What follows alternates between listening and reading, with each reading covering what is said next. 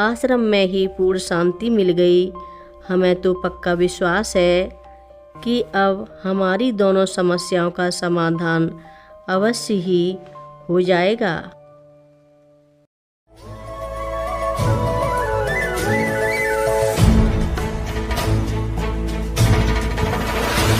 सिर मुकुट कुंडल तिलक चारु उदार अंग विभूषणम् नवकंज लोचन कंज मुख कर कंज पद कंजारुणम्।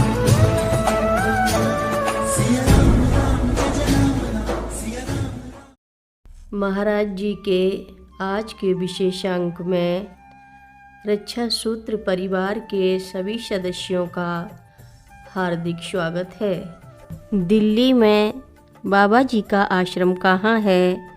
मैंने तो कभी सुना नहीं। तुम तो बाबा जी का नाम भी इसके पहले नहीं जानती थी। बोलो, ठीक कह रहा हूँ कि नहीं? मैंने कहा, आप ठीक कह रहे हैं सर। इधर शायद ही लोग बाबा जी के बारे में जानते हों। कुछ लोग जानते होंगे, परंतु मेरे परिचितों में तो किसी ने इनका नाम कभी कोई उल्लेख नहीं किया।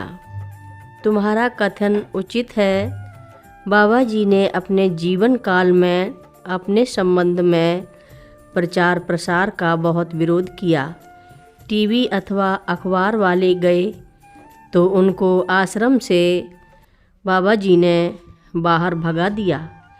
यदि किसी भक्त ने मुंह से भी किसी से उनकी प्रशंसा की अथवा उनके चमत्कारों का उल्लेख किया तो बाबा जी को पता लगते देर नहीं लगी, और जब वह भक्त उनके पास कभी न कभी आया तो उसको उन्होंने बहुत डांटा कि तुमने अमुक दिन अमुक व्यक्ति से मेरी प्रशंसा क्यों की?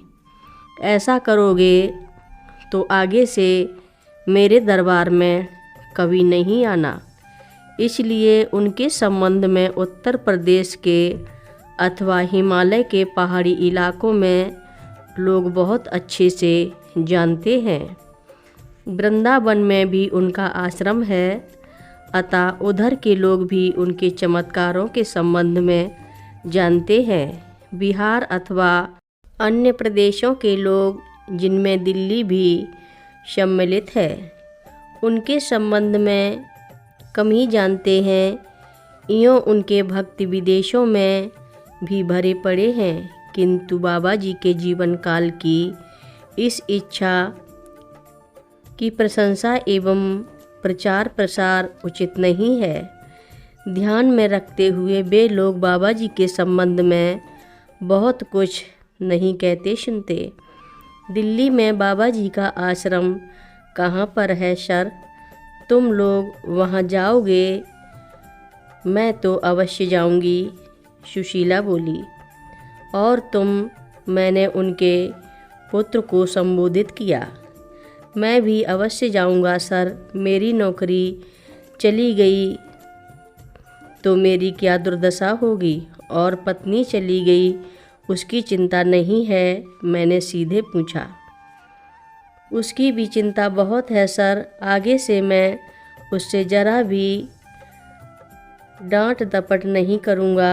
एक बार आ तो जाए, मैं उसे प्राणों की तरह मानूँगा। लड़का आज बहुत विनम्र प्रतीत हो रहा था। मैंने सुशीला को महरौली स्थित जौनापुर के आश्रम का मार्ग अच्छी तरह समझा दिया और कहा, जितना शीघ्र हो बाबा जी के दरबार में उपस्थित हो। मेरा विश्वास है कि तुम्हारी प्रार्थना से बाबा जी अवश्य सुनेंगे। मैं तुम्हें आरंभ से ही जानता हूँ। जिस तरह तुम्हारा नाम सुशीला है, उसी तरह तुम वास्तविक जीवन में भी सुशीला हो। एक गंभीर दुख नियति तुम्हें दे चुकी है। अब कितने दुख तुम भोगोगी? बाबा जी तुम पर अवश्य ही कृपा करेंगे। हम लोग वहाँ अगले मंगल को ही जाएंगे, अगर बाबा जी ने चाहा, सुशीला बोली। अच्छी बात है। वहाँ जाकर दर्शन के पश्चात मुझे मोबाइल से अवश्य सूचित करना। अब हम लोग जाएं सर। तुम्हें मेरी बात पर विश्वास हो गया ना कि यहाँ नहीं वहीं तुम्हारी समस्याओं का समाधान होगा? मैंने पूछा। हाँ सर। तो जाओ, ध्यान रखो, विश्वास आवश्यक है। यूँ ही नहीं कहा गया विश्वासम फलदायकम। मैंने आपकी बात ग्रह बांध ली। मैं पूर्ण श्रद्धा और विश्वास से बाबा जी के यहाँ अपनी समस्याओं को प्रस्तुत कर उनके समाधान हेतु प्रार्थना करूँगी। और तुम? मैंने उसके बेटे से पूछा। मैं भी ऐसा ही करूँगा सर। आपकी बातों से मेरी भी श्रद्धा बाबा जी में बहुत बढ़ गई है। मेरा भी विश्वास पक्का हो गया है। ठीक है, तुम लोग जाओ। जैसा कहा, जाने पर सूचित करना, लौटने पर भी संपर्क में रहना। वे चले गए। मंगलवार को सुशीला का फ़ोन जौनापुर आश्रम से आया कि बहुत अच्छी तरह सब मंदिरों के दर्शन हो गए। उसने और उसके पुत्र ने प्रार्थना भी की। आश्रम में ही पूर्ण शांति मिल गई। हमें तो पक्का विश्वास है कि अब हमारी दोनों समस्याओं का समाधान अवश्य ही हो जाएगा। कथा लंबी है। आगे की कथा सभी भक्तों को अगले भाग में सुनाएंगे। महाराज जी की कथा सुनने के लिए सभी भक्तों का धन्यवाद। महाराज जी सभी भक्तों पर अपनी विशेष कृपा बनाए रखें।